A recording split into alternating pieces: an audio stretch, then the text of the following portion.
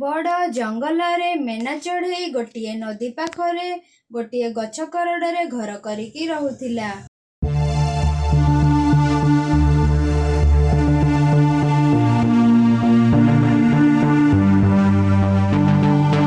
MENA ଚଢ଼େଇର କେହି ନଥିଲେ। MENA ଚଢ଼େଇ ଏକୁଟିଆ ମଧ୍ୟ ବହୁତ ଖୁସିରେ ରହୁଥିଲା।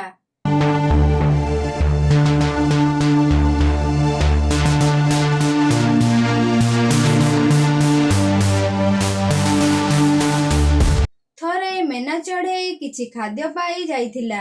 କିଛି ଦାନା ଖାଇ ତାର ଘରକୁ ଫେରୁଥିଲା।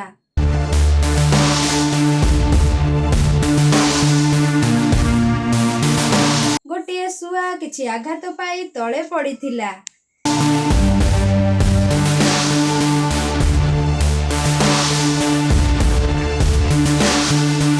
ମେନା ଚଢ଼େଇ ଆସୁଥିବା ସମୟରେ ତାର ନଜର ପଡ଼ିଲା। ଆରେ, ସେଠି ଗୋଟିଏ ଶୁଆ ପଡ଼ିଛି ନା କଣ? ଲାଗୁଛି ଶୁଆ କିଛି ଗୋଟେ ବିପଦରେ ପଡ଼ିଛି। ମୁଁ ଶୁଆ ପାଖକୁ ଯାଏ।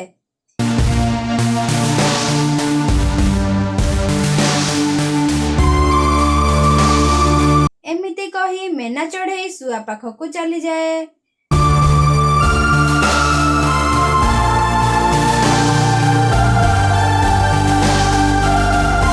ମେନା ଚଢ଼େଇ ଶୁଆ ପାଖରେ ପହଞ୍ଚି ଦେଖେ ଶୁଆର ଗୋଟିଏ ପଟୁ ତାର ଗୋଟିଏ ଡେଣା ନାହିଁ।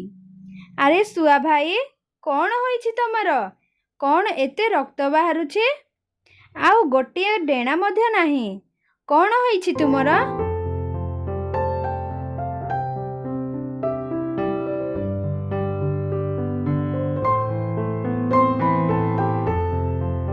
ତାହାପରେ ଶୁଆ କୁହେ, ମୁଁ ଆଜି ସକାଳୁ ସକାଳୁ ମୋର ସାଙ୍ଗମାନଙ୍କ ସହିତ ଖାଦ୍ୟ ପାଇଁ ଆସିଥିଲି। ଆମେ ସମସ୍ତେ ନଦୀ ଆରପଟକୁ ଖାଦ୍ୟ ପାଇଁ ଯାଇଥିଲୁ। ଖାଦ୍ୟ ମଧ୍ୟ ବହୁତ ଖାଇଲୁ।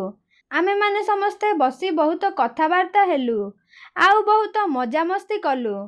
ତାହାପରେ ଆମ ଜଙ୍ଗଲକୁ ବାହାରିଲୁ। ମୁଁ ସମସ୍ତଙ୍କଠୁ ଆଗରେ ଆସୁଥିଲି।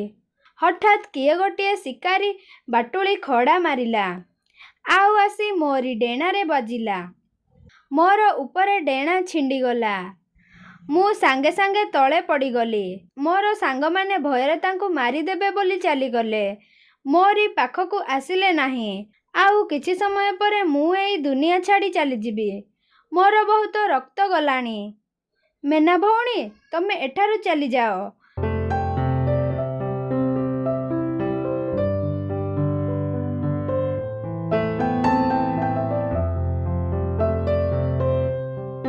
ଯଦି ଶିକାରୀ ଏଇଠି କୋଉଠି ଥିବ, ତାହେଲେ ତମକୁ ମଧ୍ୟ ବାଟୁଳି ଖଡ଼ାରେ ମାରିଦେବ। ତମେ ଚାଲିଯାଅ ଏଠାରୁ। ମେନା ଚଢ଼େଇ ବହୁତ ସାହସର ସହିତ ଶୁଆକୁ କୁହେ, ଶୁଆ ଭାଇ, ମୋରି କଥା ଛାଡ଼। ଦେଖିବ, ତମର କିଛି ହେବନି। ମୁଁ ତମ ସାଥିରେ ଅଛି। ଚାଲ, ମୋରି ସାଥିରେ ମୁଁ ତମକୁ ଗୁଣ୍ଡୁଚି ଡକ୍ଟର ପାଖକୁ ନେଇଯିବି।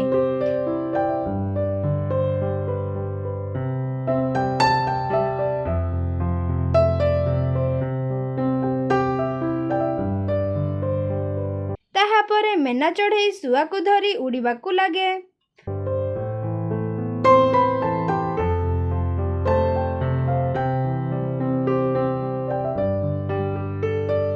ଉଡ଼ିକି ଯାଇ ଗୁଣ୍ଡୁଚି ପାଖରେ ପହଞ୍ଚିଲେ।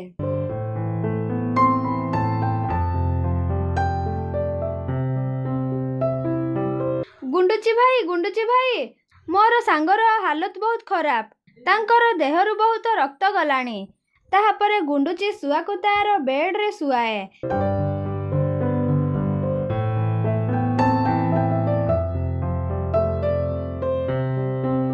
ଆଉ ମେନା ଚଢ଼େଇକୁ କୁହେ, ଆରେ ମେନା ଚଢ଼େଇ, ଏଇ ଶୁଆର କଣ୍ଡିସନ ବହୁତ ସିରିୟସ୍ ଅଛି। ଏବେ ଅର୍ଜେଣ୍ଟ ଗୋଟିଏ ବ୍ଲଡ୍ ଦରକାର। ମେନା ଚଢ଼େଇ ସାଙ୍ଗେ ସାଙ୍ଗେ କୁହେ, ଗୁଣ୍ଡୁଚି ଭାଇ, ମୋ ଦେହରୁ ବ୍ଲଡ୍ ନିଅ ଆଉ ମୋର ସାଙ୍ଗର ଦେହକୁ ଭଲ କରିଦିଅ।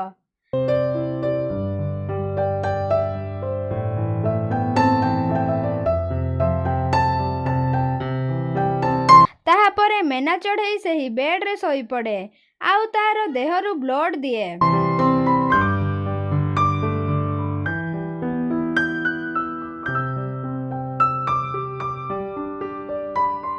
ତାହାପରେ ଗୁଣ୍ଡୁଚି ସେହି ବ୍ଲଡକୁ ଶୁଆ ଦେହରେ ଲଗାଇ ଦିଏ।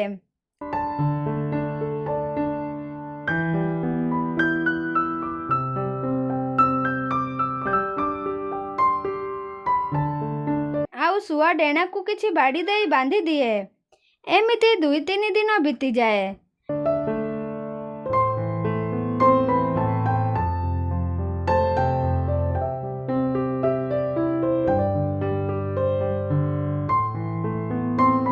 ତାହାପରେ ଶୁଆର ଚେତା ଫେରେ।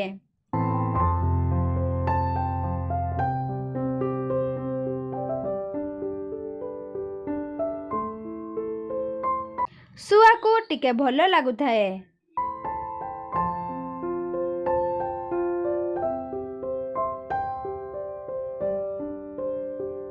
ମେନା ଚଢ଼େଇ ଆଉ ଗୁଣ୍ଡୁଚି ସେଠାରେ ବସିଥାନ୍ତି। ଶୁଆ ଗୁଣ୍ଡୁଚିକୁ ଧନ୍ୟବାଦ ଜଣାଏ। ତାହାପରେ ଗୁଣ୍ଡୁଚି କୁହେ, ଆରେ ଶୁଆ, ମୁଁ ମୋର କର୍ତ୍ତବ୍ୟ କରିଛି। କିନ୍ତୁ ମେନା ଚଢ଼େଇ ତାର ଦେହର ବ୍ଲଡ ତତେ ଦେଇଛି, ଆଉ ସିଏ ତାର ଘରକୁ ମଧ୍ୟ ଯାଇନି। ଏହି 2-3 ଦିନ ସିଏ ତୋର ପାଖରେ ବସିଛି, କିଛି ବି ଖାଇନାହିଁ।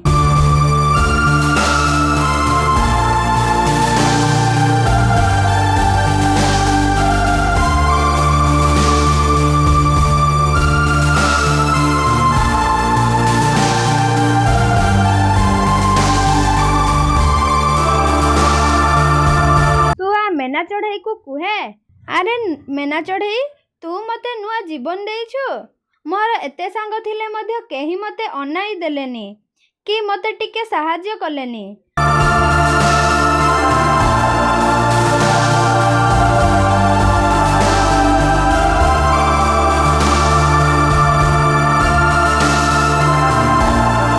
ତୁ ମୋତେ ଜାଣିନୁ କି ଚିହ୍ନିନୁ, ହେଲେ ତୁ ମୋରି ପାଇଁ ଏତେ କଲୁ, ଆଉ ମୋର ଜୀବନ ବଞ୍ଚାଇଲୁ। ମୁଁ ତୋରି ପାଖରେ ସବୁଦିନ ସାଙ୍ଗ ହୋଇକି ରହିବି, ଆଉ ତୋର ଦୁଃଖରେ ସୁଖରେ ସାଥୀ ହେବି।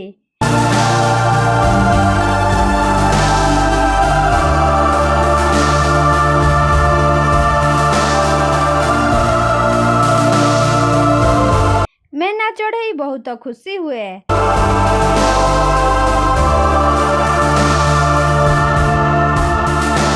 ଆଉ ଶୁଆକୁ ଧରି ତାର ଘରକୁ ଯାଏ।